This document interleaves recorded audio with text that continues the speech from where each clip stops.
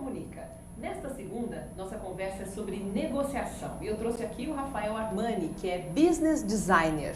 Nome bonito, né? Nada mais é do que um especialista que desenha negócios, planeja estratégias para negócios. Ele também fez cursos de negociações, sobre negociação em Harvard, nos Estados Unidos, e hoje está aqui para falar sobre esse tema com a gente. Boa tarde, Rafael. Boa tarde, Áurea. Presença. Eu que agradeço. É claro que a gente vai fazer um link com comunicação, né? Você que está aí nos assistindo vai entender que pode tirar muito proveito dessa conversa, porque o Rafael vai falar como qualquer pessoa, enquanto negocia qualquer coisa, deve se comunicar melhor. Tá? Se você quiser fazer alguma pergunta, o chat já está à disposição, é só colocar a sua questão que o Rafael responde. Bom, vamos lá, bem objetivamente, Rafael. Dentro de toda negociação existe uma grande parcela de comunicação. Você acha que isso é fundamental para o sucesso da negociação? Eu acho que ele é um pouco mais do que fundamental. Eu costumo brincar que comunicação dentro da negociação é no mínimo 100%. Por quê? Negociação é como se fosse, não existe um mapa para negociação, não existe um mapa da mina onde eu vou te dar, eu vou te explicar e você vai seguir e aplicar sempre isso. Negociação é muito mais como uma caixa de ferramentas, onde você aprende várias técnicas e você aplica isso na sua prática. Mas qual o canal que leva essas técnicas todas até a mesa de negociação? É a comunicação. É a comunicação que faz a gente controlar a emoção, é a comunicação que faz a gente entender o que o outro lado quer numa negociação. Por isso que eu digo, negociação, dentro da negociação, a comunicação é tudo. Agora, se o internauta que está nos ouvindo pensar, mas eu não sou tão desinibido, eu não me considero um bom comunicador, isso quer dizer que eu não vou poder negociar bem? Não, não é verdade. Dentro de uma negociação, como qualquer coisa profissional, você precisa praticar. Não basta simplesmente você aprender algumas técnicas, você precisa praticar. Os americanos dizem que as 3 palavras mais importantes numa negociação são pratica, pratique, pratique. Então é justamente isso. Quando você pratica, você entende e você aprende algo profundamente.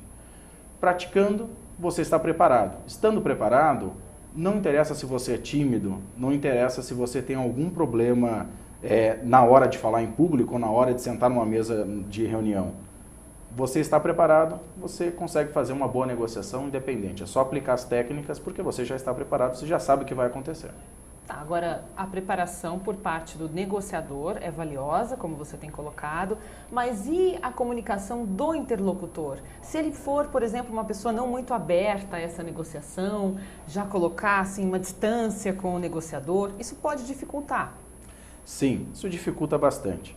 Um dos pontos principais para a gente conseguir se dar bem numa negociação e conseguir alcançar o que os dois lados desejam, primeiro é saber o que você quer numa negociação, o que você busca, quais são os seus objetivos. Isso é muito importante.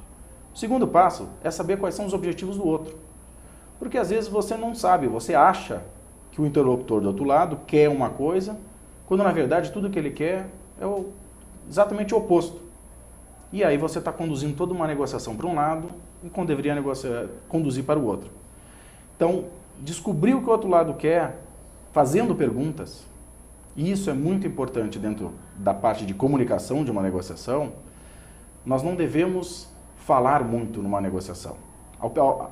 Ao contrário do que todo mundo pensa, de que quando nós estamos negociando, a gente deve conversar e argumentar um monte. Colocar os diferenciais. Calma. Tudo tem o seu tempo na negociação, mas a maior parte do tempo você é um ouvinte. E quando você fala, você faz perguntas.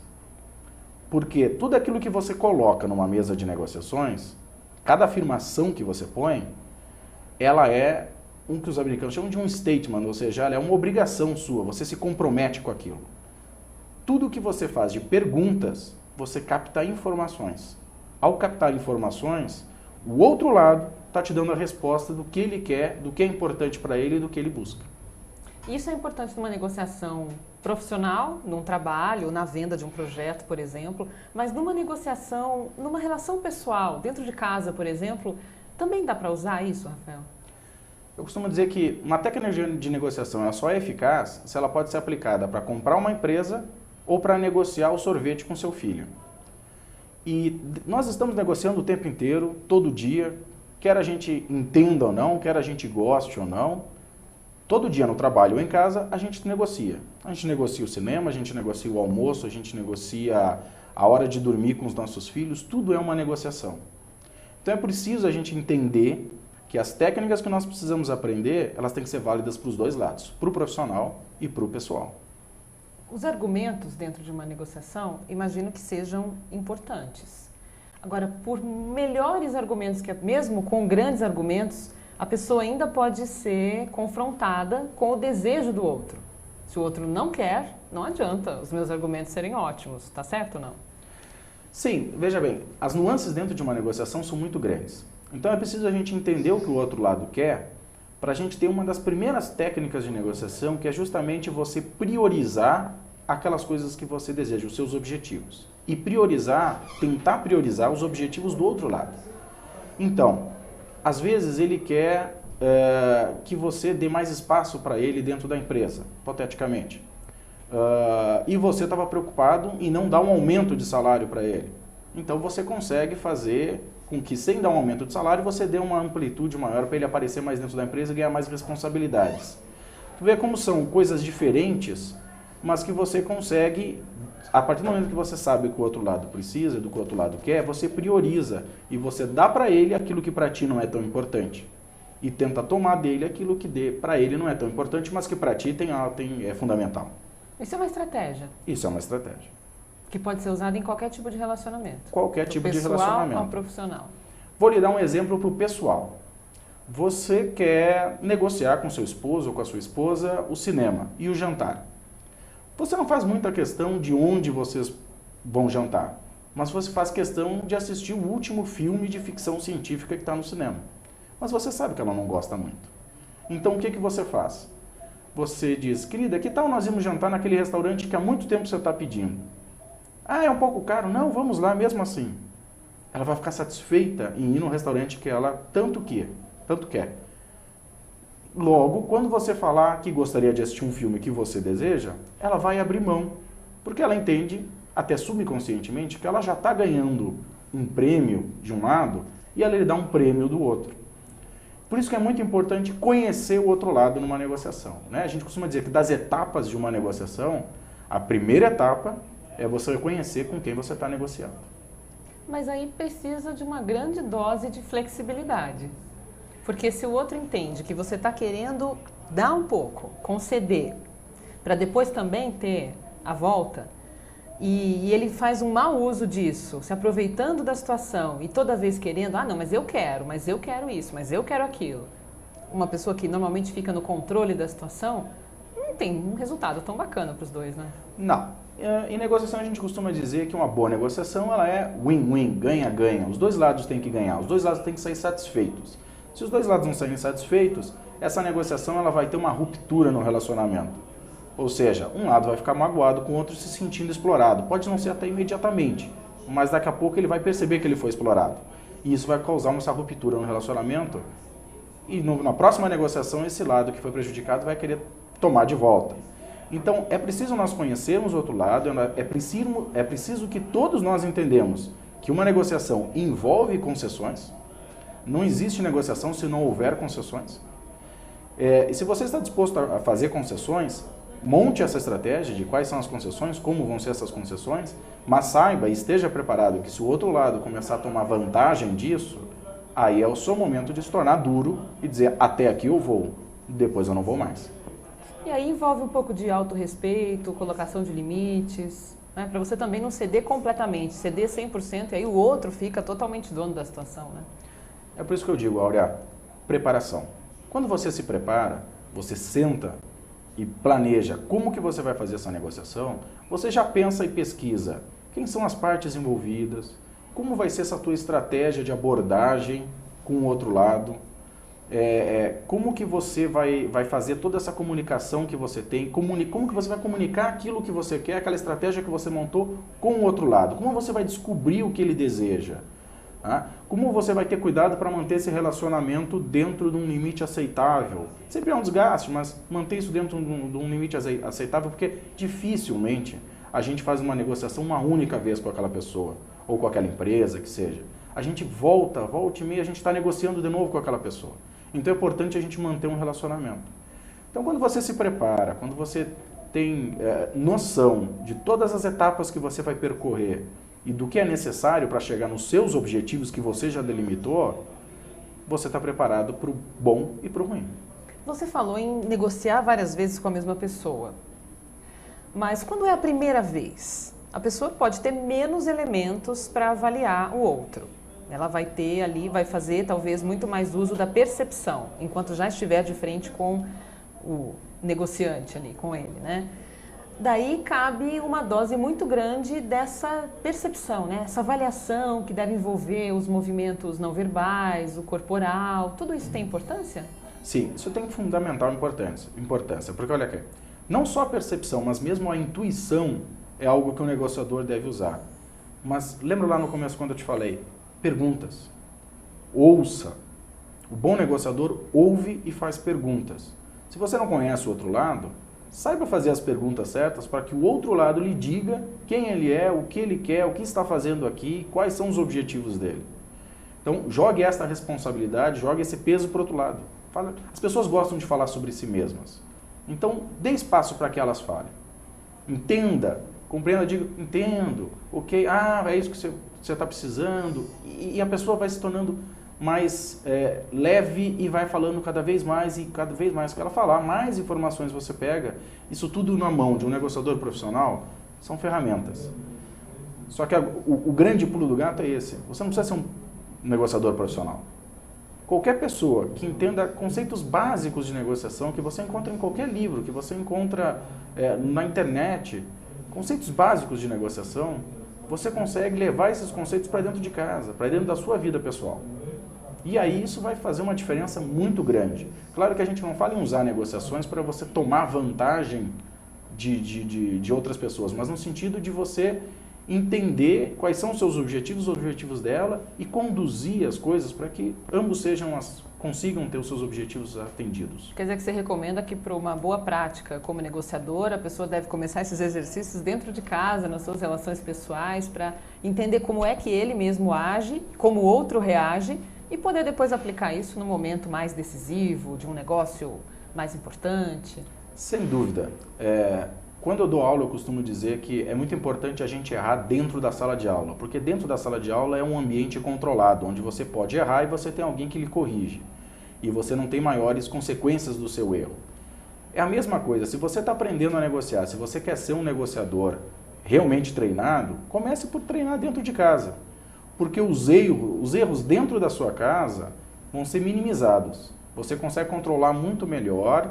Você vai aprender com as pequenas técnicas. As crianças são excelentes ferramentas para treinarmos negociação, porque eles já nascem negociadores.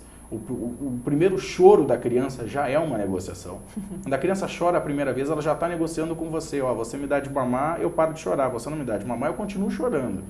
Então, desde o começo, eles são ótimos negociadores. E é um bom treino para quem tem filhos começar com eles. Quer dizer que aí vai um recado, então, para os pais que deixam os filhos pedirem de tudo e ficam com um remorso de falar não, deixa o filho pintar e bordar. Não. Uma pessoa assim, talvez numa negociação profissional, tenha a tendência de ceder mais do que deveria. Existem vários tipos de negociadores. Existem negociadores que são mais competitivos, existem negociadores que gostam de ser mais colaborativos, mas existem negociadores também que evitam o confronto. Mas, ao mesmo tempo, nós podemos ser negociadores que evitam o confronto dentro de casa, mas que são competitivos fora de casa na vida profissional. Então, na vida profissional, você está lá, está batalhando, você é agressivo, competitivo, num bom sentido. Mas quando chega em casa, em casa eu não quero incomodação, em casa eu não quero ter novos problemas. Com esposa, com filhos, você acaba sendo mais concessivo, você abre mão de muitas coisas para não criar esse problema dentro de casa, né? E aí vem o problema de você realmente ter filhos que abusam ou companheiras que abusam. Então é preciso a gente saber medir. Mesmo fora, na vida profissional, a gente tem que saber medir quando a gente tem que ser competitivo, quando a gente tem que ser mais colaborativo, quando a gente tem que abrir mão das coisas. E a mesma coisa em casa. Nada muda. O que muda é o tema da negociação. A forma, a estratégia muda muito pouco. E eu imagino que, para ser um bom negociador, além da flexibilidade, o negociador tenha que usar algumas outras virtudes. Generosidade, talvez. Olha, gentileza. Será que cabe aí, Rafael? Como tudo na vida, a gentileza, claro que ela é uma forma, um caminho mais fácil para você quebrar barreiras e abrir portas. Um bom negociador é aquele que não tem emoções, porque nós somos seres humanos, nós temos emoções, mas aquele que sabe ocultar suas emoções e soltá-las na medida certa, no momento correto. Tem um livro de um famoso professor de Wharton, nos Estados Unidos, de negociações, que ele conta uma história de que a moça perdeu o avião, já tinha perdido a hora do embarque, quase na porta do avião já tinham recolhido aquilo que liga o avião, ali a entrada, o túnel, e ela não teria mais como pegar o voo. O avião já estava ligado, eles já estavam começando a manobrar, mas o avião ainda estava muito próximo do vidro ali onde divide. E ela ficou ali parada, ficou olhando para o piloto com uma cara de desolação. Aí o piloto daqui a pouco levantou os olhos, olhou para ela ficou olhando aquela cara, soltou a mala no chão como se tivesse perdido o chão, literalmente. Daqui a pouco o piloto fala com o copiloto, eles diminuem os motores, toca o telefone da menina do embarque, dizendo, o piloto autorizou a sua entrada. O que ela fez? Ela usou a emoção. Então, muitas vezes os professores de negociação dizem que as emoções devem ficar fora da mesa de negociação. Eu prefiro dizer que as emoções elas têm que vir quando precisam aparecer. E na dose certa. E na dose certa, exatamente. Senão parece que você está barganhando aquilo de uma forma até desonesta, apelativa.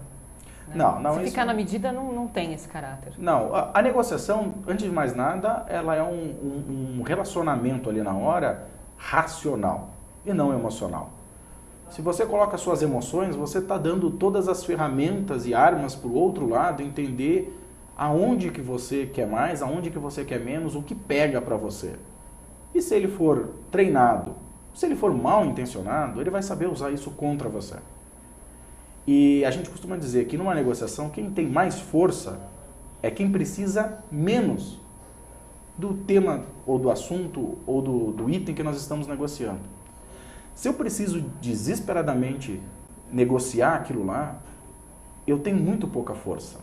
Vou lhe dar um exemplo. Se hoje é o último dia do mês e eu sou um vendedor de carros e são 5 horas da tarde, eu preciso vender um último carro para bater a minha meta e ganhar uma boa premiação. O meu desespero para vender esse último carro, o que eu sou capaz de abrir, de trazer concessões à mesa, que no primeiro carro do dia eu não fiz, ou no primeiro carro do mês muito menos, agora eu estou muito mais aberto. Claro que o outro lado não sabe disso, mas se ele for treinado, ele vai perceber que eu dou dicas de que faço qualquer negócio, mas eu preciso vender esse carro para bater a minha meta. O cara que pode comprar um carro aqui, ou pode comprar um carro numa outra concessionária, ele tem força dentro da negociação. Porque ele pode escolher, ele tem opções. Então, quanto mais alternativas à negociação você tem, mais força você tem. Quanto menos alternativas você tem, menos força você tem numa negociação. Rafael, você falou do uso da emoção e me fez lembrar o tal do equilíbrio emocional que é tão solicitado em qualquer situação, principalmente numa negociação. Eu ouvi de novo esse final de semana uma história de uma pessoa que, na tentativa de conseguir conquistar o chefe para que ele desse um aumento para ela, ele se exaltou com ela, ficou nervoso e a funcionária acabou caindo no choro. No final das contas, saiu da sala toda emocionada e foi dispensada dessa empresa. Esse tipo de atitude não é lá muito bem compreendida no mercado, né? Não é nada compreendido. É por isso que eu falo que você precisa treinar e você precisa se preparar para ser um bom negociador. Porque um bom negociador não põe essas emoções negativas, não põe essas emoções que não eram para aparecer naquele momento numa mesa de negociações. Você quer negociar um aumento de salário? Prepare-se. Em casa, ou no momento que você estiver livre, entenda como está o mercado, entenda como estão profissionais que têm o mesmo cargo que você no mercado, em outras empresas concorrentes, ou às vezes até mesmo dentro da própria empresa. Entenda o que você tem de bom, o que você pode oferecer para a sua empresa. Entende o que a sua empresa precisa. Depois que você entender tudo isso, você tem itens na mão para chegar e sentar com o seu chefe, com objetivos traçados, equilibrada, e pedir para ele, por causa disso, disso e disso outro, tendo em vista isso, considerando aquilo, eu entendo que eu mereço um aumento, que eu preciso de um aumento, porque aí vai me dar capacidade de fazer mais coisas. Às vezes, novamente, entender o que as pessoas querem é fundamental numa negociação. Às vezes você não quer o aumento porque você quer ganhar simplesmente mais dinheiro, mas porque você quer fazer um novo curso e você precisa desse aumento para poder pagar o seu curso. Qualquer empresa vai te dar um aumento muito mais fácil se você pedir o curso do que o aumento. Porque o curso a empresa entende que ela vai estar dando algo para você que ela vai ter um benefício. Então é importante você entender, não só o que os outros querem, mas entender o que você quer. Saber pedir o que você quer. E aí você chega mais fácil ao seu objetivo. Muito bom. Vamos voltar a falar de equilíbrio emocional no próximo bloco, que ainda tem mais umas curiosidades assim aqui. O TV Comunica faz um intervalo rápido e a gente já volta. Até já.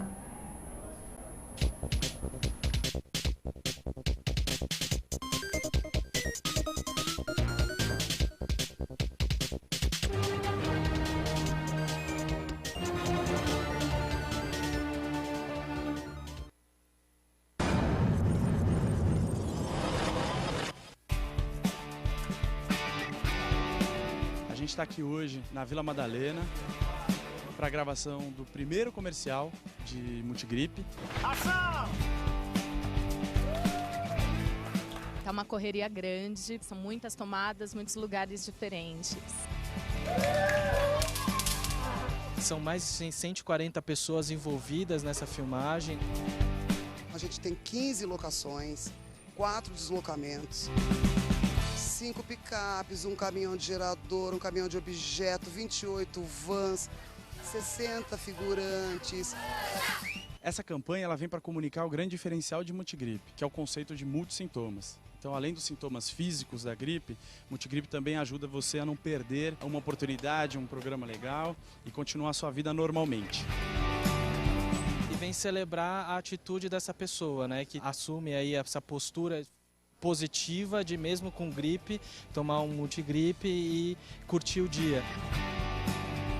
A agência é responsável pela campanha NBS.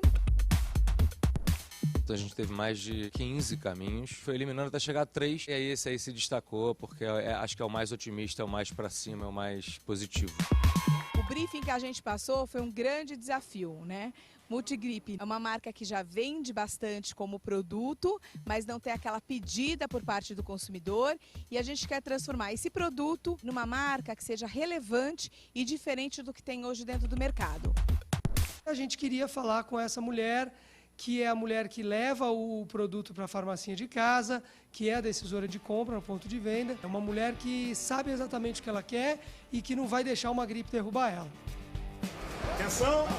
Quem fez o filme foi a Zero. Vem!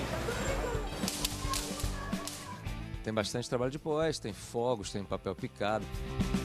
Mas eu acho que a parte mais trabalhosa do filme é o som. Ele tem que estar presente, cheio, porque é uma celebração, mas também ele tem que ter o som pontual, né, de cada um que está na cena. A senhora de vermelho, sua vez. Prédio de 30 andares, olha a Ana aí. Vamos todos celebrar quem não se deixou abater pela indisposição. O mais bacana dessa campanha, ela tem um tom super positivo, das pessoas estarem comemorando junto com a Ana, o fato dela não se deixar abater pela gripe e curtir a vida. Essa forma de vender esse conceito e o que a marca quer mostrar para o consumidor foi perfeita e foi super bem avaliada em pesquisa. A gente está com um grande filme na mão, uma super produção, tenho certeza que esse filme vai dar o que falar.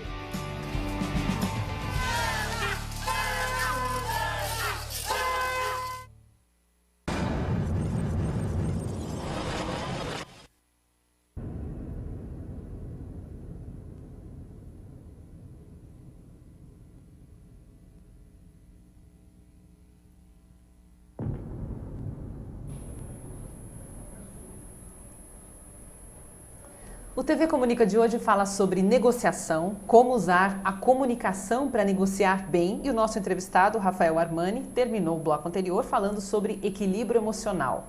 Rafael, talvez fosse interessante a gente dar umas dicas práticas para o internauta para saber como controlar, porque é muito fácil falar de equilíbrio emocional, mas quando você está ali no meio daquela situação, no meio do furacão, como é que faz para conter um choro, por exemplo, se a pessoa é mais fragilizada, quando alguém vem com um vozeirão forte, gestos todos um pouco agressivos, né?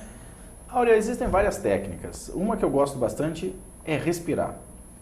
No momento de mais tensão, no momento de maior nervosismo, você sentar de forma ereta, respirar fundo, algumas vezes, tentar o que a gente chama de sair, ir ao balcão, como se você saísse mentalmente daquela mesa e olhasse ela como um todo, tentasse entender, isso ajuda a acalmar.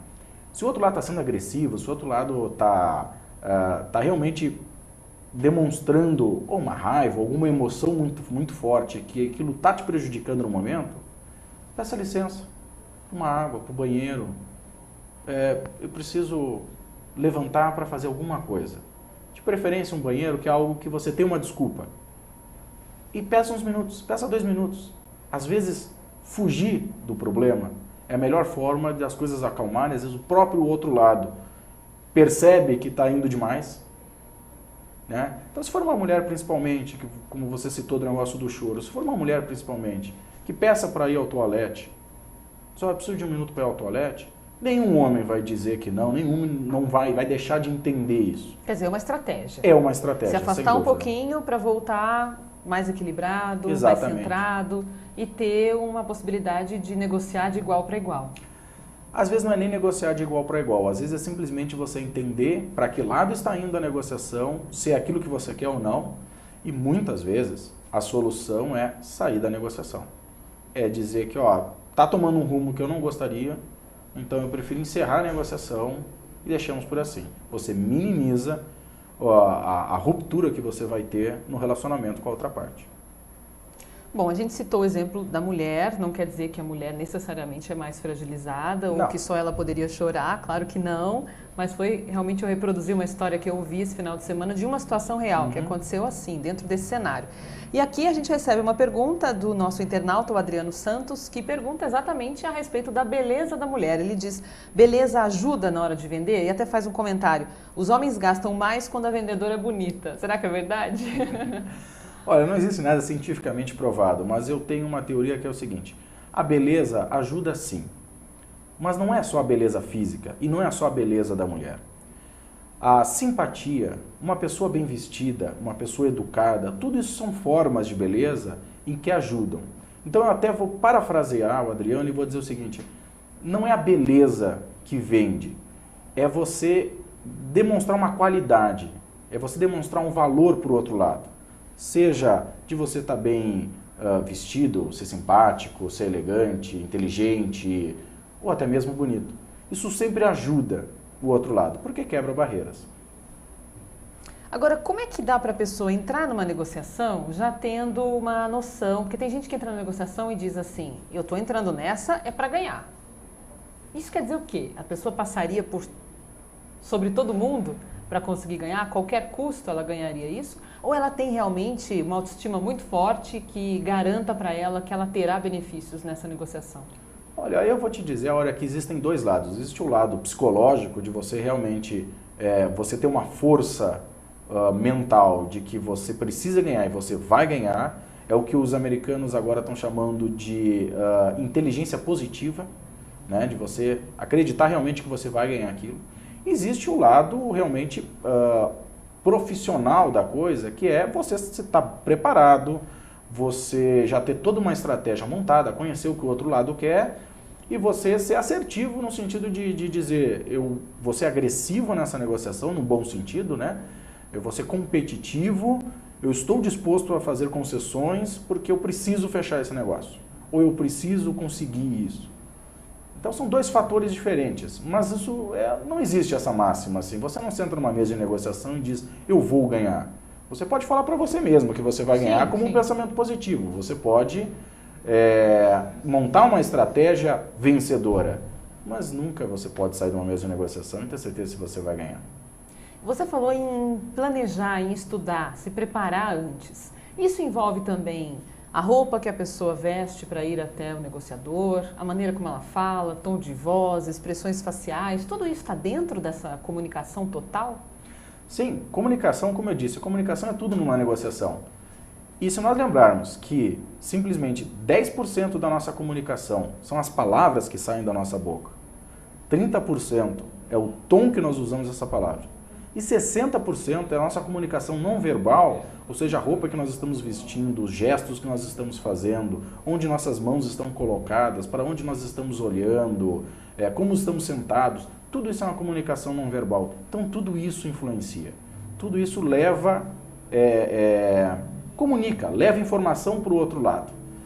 Então é importante nós tomarmos conta de tudo isso é preparação. Se você vai negociar para ir para o lado profissional, se você vai negociar no escritório de advocacia, você sabe que é melhor você ir de terno e gravata, ou as mulheres com tailleur, porque exige um certo formalismo. Se você vai negociar numa empresa de tecnologia, você sabe que já não existe esse formalismo. Então você não precisa ir de terno e gravata, porque você pode deixar as pessoas do outro lado um pouco constrangidas. Isso pode afastar. Exatamente, também. Isso pode afastar. Lembre-se que negociações a gente tem que quebrar barreiras e não construir barreiras. Então, quanto mais parecido com o outro lado nós estivermos, quanto mais o outro lado se sentir à vontade com a gente, menos barreiras irão existir e mais a gente vai concentrar e botar foco naquilo que é realmente importante para os dois lados. Tem gente que diz que cada um usa as armas que tem. E nesse caso, às vezes, pode ter alguém que vai fazer uso ou mau uso de um atributo, que pode ser a beleza, que pode ser um decote, talvez, para convencer o outro. Você acha que isso cola ou é só fantasia? Não, eu não vou te dizer que cola, pelo menos não com profissionais realmente qualificados. Profissionais qualificados, negociadores qualificados, não se deixam influenciar por esse tipo de coisa. Isso até pelo contrário, acaba pegando mal e mostrando, novamente como eu te disse, está comunicando algo, está comunicando uma futilidade, até porque não uma agressividade na forma da sua comunicação não verbal, que o outro lado, um negociador treinado, vai saber captar, vai saber entender e vai usar isso contra ele ou ela. Isso que ele pode perceber, o interlocutor, Rafael, pode também estragar, por exemplo, a falta do equilíbrio emocional, como nós já falamos aqui, o nervosismo aparente. Pode ser algo que denuncie uma fragilidade e que deponha contra o negociador. Sem dúvida. Agora, ele até pode ficar nervoso, mas então seria ideal não mostrar que está nervoso? Como eu disse, as emoções elas são inerentes a nós seres humanos. Nós não temos como não ter emoções, mas nós podemos esconder essas emoções. Administrar isso. Exatamente. Né? Saber lidar. Tem uma frase que diz que ter coragem não é não ter medo. Ter coragem é fazer as coisas apesar do medo. É a mesma coisa, faça um paralelo aqui à negociação. Você pode estar nervoso, você pode estar preocupado, você pode estar irritado, você pode estar N coisas. Mas você tem que saber botar isso atrás de um muro, de uma parede e manter isso para você. E abrir uma porta para escapar só aquela emoção que para ti é importante na hora. Tem uma grande professora da FGV que costuma dizer que negociações, uma mesa de negociação é que nem um assalto, não reaja. Em hipótese alguma. É mais ou menos isso. Claro, fazendo paralelo, você não reage sempre. Você procura manter as suas emoções guardadas, porque se um negociador profissional estiver do outro lado, qualquer emoção que você deixar escapar, ele vai saber interpretar isso e usar isso. Quer dizer que se não reaja pode ser interpretado também como não haja na defensiva? Tem gente que você fala alguma coisa, a pessoa já vem reagindo. Não é bem assim, não foi isso que eu quis dizer, e fica se justificando. Lembre-se das perguntas. Se a pessoa fez uma colocação daquilo que você falou e você foi mal interpretado, pergunte. Mas foi isso mesmo que você entendeu? Você não achou que eu quis dizer aquilo? Tente entender o que o outro lado está falando. Se o outro lado não entendeu, parafraseie, ou seja, fale a mesma coisa de outra forma, mas faça-se entender. Mas não fique se defendendo. Isso não é interessante, porque isso novamente está passando uma mensagem de que você tem algo a esconder, de que você está na defensiva, de que você está com medo de alguma coisa. Os orientais são muito bons negociadores porque eles não reagem. Eles sentam na sua frente, você fala, ele fala muito pouco e ele parece a mesma pessoa quando ele sentou e quando ele levantou, sem demonstrar uma emoção sequer. Isso, principalmente para nós, latinos, que somos hipersensíveis nessa área das emoções, isso é difícil lidar com esse tipo de negociador. Então, tente imitar um pouco os orientais. Não demonstre nada. Existem várias negociações de vendas que o simples fato de você não falar nada, o outro lado já começa a baixar o preço. A primeira oferta dele é 10, aí você não fala nada, como se você estivesse pensando, mas sem demonstrar emoção. Se o outro lado está muito desesperado para vender, ele já vai dizer, não, mas para você eu faço por 8 e divido em 4 vezes. Não precisou nem pedir. Você não precisa nem pedir. Então aproveite, como eu disse, ouça, pergunte e use as emoções do outro lado. Rafael, quando se fala de preço, você citou isso agora, você disse que é muito bom explorar as perguntas. O negociador deveria perguntar para o seu interlocutor quanto é que você está disposto a pagar? Isso depende muito, Áurea. Isso tem uma gama de situações muito grandes onde você deve ou não deve usar.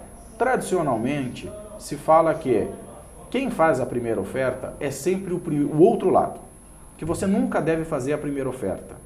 Porque se você estava pensando em pedir 10 e o outro lado diz para você que pode pagar no máximo 15, você já sabe que você pode chegar bem perto de 15 e que ele vai fechar. Então, tradicionalmente se diz para deixar o outro lado fazer essa colocação, mas às vezes você não consegue fazer isso. Às vezes você tem a missão de dar o primeiro preço. É do mercado, é do produto que você está vendendo. Então, dê o primeiro preço. O outro lado não gostou, se sentiu de alguma forma impedido de fechar um negócio em razão do preço, coloque. O que você precisa? Não quanto você quer pagar, porque aí parece loja, né? Mas simplesmente de o que precisa. No que você está sentindo dificuldade. Lembre-se, perguntas, tira a informação do outro lado. O que você precisa para fechar? O preço não está bom. Mas o que o preço não está bom? Você quer dividir em mais vezes? Você quer um preço menor? Mas você também tem que ter a sua estratégia, os seus objetivos e saber o que tu pode fazer, até onde tu pode ir. De repente, em algumas estratégias você diz, no meu preço eu não mexo, mas eu posso negociar em algumas parcelas isso aí. E às vezes essas parcelas são suficientes para fechar o negócio. Quer dizer que o negociador, aquele que propõe a negociação, ele deve ter o controle da situação nesse sentido, de guiar, dirigir aquela conversa? Sim. Se você pensar que a grande maioria das pessoas nunca estudaram, nunca se aprofundaram em técnicas de negociação, é sempre a obrigação do negociador treinado, daquele que já estudou, de conduzir de alguma forma a negociação. Porque você tem que saber o que você quer, você precisa e tenta descobrir o que a outra pessoa quer, mas às vezes nem ela sabe o que ela quer. Então você precisa conduzir essa negociação e mostrar, isso aqui tá bom, até aqui é o suficiente, aonde você quer chegar. Tentar descobrir, explorar e conduzir isso junto com ela. Isso é fundamental. Você conhece, você tem mais conhecimento, é a sua parte. Agora, o sucesso disso também não depende exclusivamente desse comportamento, vai depender de uma série de outros fatores, né, Rafael? O que é que pode entrar nesse pacote aí? O sucesso nunca é garantido, né? Você entra numa negociação, você pode sair de lá com qualquer resultado. Quanto mais treinado, mais chances você tem de sair com o resultado que você deseja. Mas como conseguir melhorar essas chances numa negociação? A gente costuma dizer, amplie as possibilidades dentro da mesa de negociações, em cima da mesa de negociações. Se vocês estão conversando numa negociação de um aumento de salários, se você está conversando só sobre o valor que vai ser aumentado ou não do salário, cada real a mais no seu bolso é um real a menos no meu. Cada real a mais no meu bolso é um a menos no seu. Quando você expande isso e você coloca outras possibilidades na mesa, como por exemplo, eu te mantenho o salário, mas eu aumento o seu cargo. Eu mantenho o seu salário, mas eu te dou novas responsabilidades. Aquele projeto importante que você queria. Eu te dou liberdade de horário. Você pode trabalhar em home office. Enfim, quando você abre essas várias possibilidades, às vezes para a pessoa que está ali do outro lado, que está negociando o salário dele, a possibilidade de poder ter uma flexibilidade de horário, chegar mais cedo e sair mais cedo, e pegar um projeto importante na mão, ou de repente ser transferido para um lugar importante na empresa, isso é mais fundamental do que propriamente o aumento de salário. Então, uma excelente técnica, principalmente quando a gente fala de valores financeiros, é você abrir possibilidades. Que aí o outro lado pode encontrar formas de se satisfazer melhores do que o dinheiro. Existem outras técnicas ou exercícios mesmo para que a pessoa possa se utilizar disso e ter mais sucesso numa negociação? Olha, tem uma muito importante que é, como eu falei antes, que quem tem mais força na negociação é quem tem mais alternativas fora da negociação, é você fazer essas suas alternativas fora da negociação mais fortes. Se você está indo negociar com um fornecedor seu, você procurar outros fornecedores, tentar entender como é que está o mercado fora daquele fornecedor, preço e tudo mais, mesmo que você queira fechar com ele, você sabendo quais são as suas alternativas e até onde você pode ir, isso vai te trazer mais forças numa negociação do que você simplesmente falar com ele primeiro e nem saber o preço dos outros fornecedores, as condições dos outros fornecedores ou quem realmente está no mercado. Então, uma boa técnica é trabalhe as suas alternativas fora da negociação. Deixe elas fortes. E aí você vai ter mais poder dentro de uma negociação. Quer dizer que a pessoa precisa ter o histórico, né? Não adianta chegar lá pedindo do nada, sem saber que mereceria ter esse benefício. É a questão da preparação. Você simplesmente sentar numa determinada hora do dia, você levantar da sua mesa, sentar na frente do seu chefe e dizer eu quero um aumento, a sua chance, muito provavelmente, de receber um não. Agora, se você em casa se preparar e ter um momento certo, você já saber o horário do dia que ele está mais bem-humorado, você saber o dia da semana que ele está mais tranquilo, e você senta, conversa, puxa um assunto, fala de uma amenidade antes, comenta do time, da foto nova da filha, enfim, fale de amenidades, quebre barreiras, faça com que aquela pessoa se solte, e aí você coloca todas as suas argumentações antes de pedir o que você realmente quer. Você tem muito mais chance. Agora, essa coisa da amenidades eu acho bacana, mas tem que ter uma medida, né? Tem. Porque senão você fica ali na frente da pessoa, ela só fica falando de amenidades e aí? Você precisa, como é que a gente vai finalizar como eu disse, você isso? precisa quebrar a barreira. Essas questões de amenidades, elas podem durar 10 segundos. Elas podem durar alguns poucos minutos, não mais do que isso. Eu acompanhei uma situação muito engraçada, que foi um empresário que almoçou com uma jornalista de uma importante revista, cuja editora fica aqui em São Paulo, e a ideia era negociar a inserção de uma matéria sobre o trabalho desse empresário na revista. E durante o almoço, a jornalista falou durante 40 minutos sobre o cachorrinho dela. E a cara do empresário era muito engraçada, porque ele ficava pensando, mas por quê? Tanta amenidade, não vamos direto ao assunto, vamos falar do meu assunto. E foi difícil para ele inserir esse assunto sem parecer exibido, comercial. Eu concordo que não se deve explorar tanto assim uma amenidade, não é? A gente usa só para quebrar o gelo, né? Agora a gente também tem que entender que quando a gente vai fazer um almoço de negócio, é complicado você falar de negócios enquanto você está comendo. Então a gente costuma dizer, vai fazer um almoço de negócio? Almoce. Fale de amenidades. Quando você terminar o almoço, entre o café e a sobremesa, aí você fala de negócios. É aquele momento... É o momento onde que tudo você, pode acontecer, ou não. Que você já quebrou a maioria das barreiras, que vocês já estão saciados, satisfeitos, mais leves, e aí você, na hora do cafezinho, você fala, então, o que eu queria conversar contigo era sobre isso, sobre aquilo outro, Isso é muito mais fácil do que fazer uma pergunta e ficar esperando o outro lado responder, porque está com a boca cheia. Ah, sim, fica difícil. Rafael, você falou bastante sobre o comportamento, a postura, as características do negociador para o sucesso da negociação. Do ponto de vista do interlocutor, existem perfis de interlocutores mais difíceis para que a gente possa tentar uma negociação?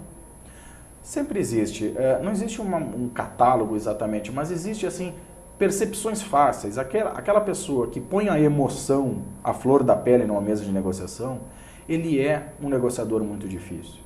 Mas eu vou te dizer que, na minha experiência, os negociadores mais difíceis são aqueles que você tem mais relacionamento. Por isso, as negociações mais difíceis são aquelas que são feitas dentro de casa. Quando você precisa dizer não para um filho, quando você precisa negociar alguma coisa sensível com a sua esposa ou com o seu marido, esse é realmente o momento da negociação difícil. Porque envolve muito sentimento, a emoção dificilmente você consegue conter. e você está num ambiente onde você naturalmente já fica mais relaxado. Então você não contém tantas emoções, as emoções vão à mesa, isso sempre acaba criando alguma complexidade e ali são relacionamentos que você não pode criar rupturas. Então isso é muito difícil. Na vida profissional, claro, aquelas pessoas que são muito emocionais, aquelas pessoas que não demonstram nada, aquelas pessoas que falam muito pouco, esses são negociadores difíceis. Ou aquelas pessoas que têm uma certa arrogância, tudo isso complica um pouco numa mesa de negociações. Mas para um negociador treinado, tem técnicas e técnicas para resolver isso.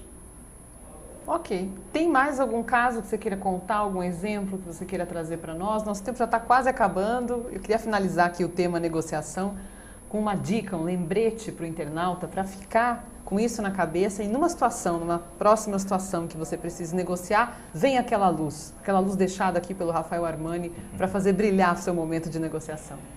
Olha, eu vou contar um case interessante que eu não participei, mas ouvi e eu acho bem interessante porque ele casa tudo que a gente está conversando. De um negociador que foi negociar uma grande empresa nos Estados Unidos. O negociador era brasileiro e eles conversaram e fizeram levantamentos e due diligence, fizeram levantamentos financeiros, levantamentos legais, sem falar em preço. Fizeram todos os levantamentos, todas as informações que precisavam. E aí, sem tocar em preço, num jantar, na hora do café, entre o café e a sobremesa, o dono dessa empresa dos Estados Unidos diz: olha aqui, eu vou ser sincero, eu não posso pagar mais de 50 milhões na sua empresa. O brasileiro pensou e disse: amanhã eu te respondo. E voltou para o hotel. Ele disse que voltou para o hotel e deu pulos de alegria, porque ele pensava que fosse conseguir no máximo 20 milhões pela empresa dele. E o outro lado ofereceu 50. Então aí vem, por quê? O que a gente consegue tirar disso aí? Antes de falar de preço, traga todas aquelas opções à mesa, crie alternativas, fale das vantagens. A última coisa que você vai falar é o preço. E, se possível, deixa que o outro lado faça essa ancoragem que a gente chama, dê o primeiro preço. Porque ele pode ser uma boa surpresa para você. Nada mais todo esse início que você descreveu é criar uma reputação, uma imagem na cabeça do outro, né? De repente o empresário americano ficou com uma imagem tão positiva, tão valiosa, que ofereceu mais do que o dobro do que ele imaginava. E o que é criar essa reputação? É você se comunicar da maneira certa para o outro lado. Ótimo. Nada mais do que isso. A gente não planejou, mas esse final ficou excelente, Rafael. Super obrigada pela entrevista, aprendi muito. Eu que agradeço, Áurea. Foi muito valioso mesmo. Obrigada. E para você, nosso recado fica sobre o programa da semana que vem. Traremos aqui o especialista em oratória, Reinaldo Polito, que vai falar sobre o uso das virtudes na comunicação. Uma ótima semana para você, muito sucesso e até segunda que vem. Tchau.